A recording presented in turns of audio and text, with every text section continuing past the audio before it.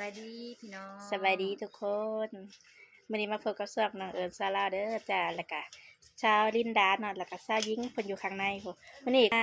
เฮ็ดเมนูต้มปลาคอใหญ่โดยปลาคอเพิ่นบักใหญ่นะทุกคนถ้าไปเบิ่งวิธีต้มปลาคอเนาะสบายดีพี่น้องวันนี้มื้อนี้ชามแม่ครัวสิมาเฮ็ดเมนูต้มปลาคอเด้อจ้าป้าใหญ่บักใหญ่เลยใหญ่เลยพี่น้องพี่น้องตัวบักใหญ่นึงหมอก็จนบ่อยากพอมันน้อยหมอก็ได้ซายิงเพิ่นมาเก็บใบหมูปูดใบใส่ต้มมันปลาทุกคนอยู่หลังคอกหมู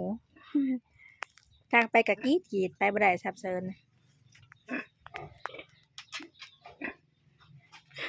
โอ้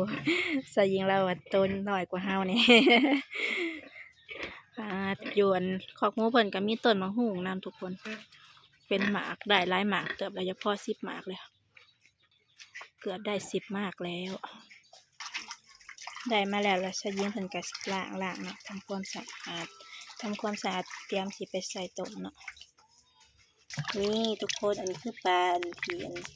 น้าบ่าวเพิ่นไปติดซีดมาเนาะเสิร์นก็ว่าบ่เป็นติดคัด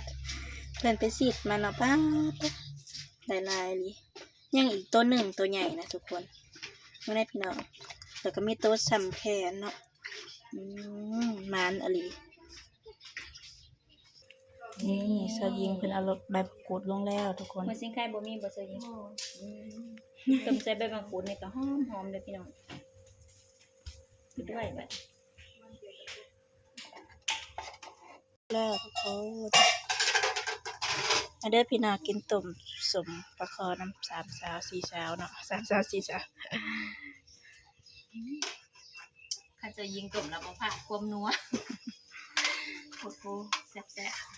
ๆป้าพี่น้องส่วนขึ้นอันนี้จนบ่ได้ป้าถ้วยน้อยกว่าปลาใหญ่ๆทุกคนแล้วนี่ชุกลาทุกคนพี่น้องมาเด้อจ้ากินข้าวนำมันซาลาเด้อต้มปลาคอใหญ่เด้อทุกคนมาเด้อพี่น้องเด้อกินข้าวนำกันเด้อจ้ะจุกข้าวให้นี่จุกข้าวให้นี่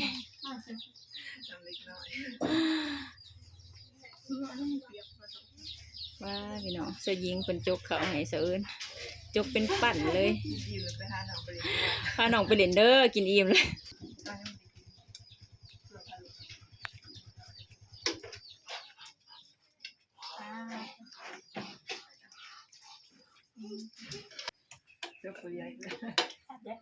แซ่บเด้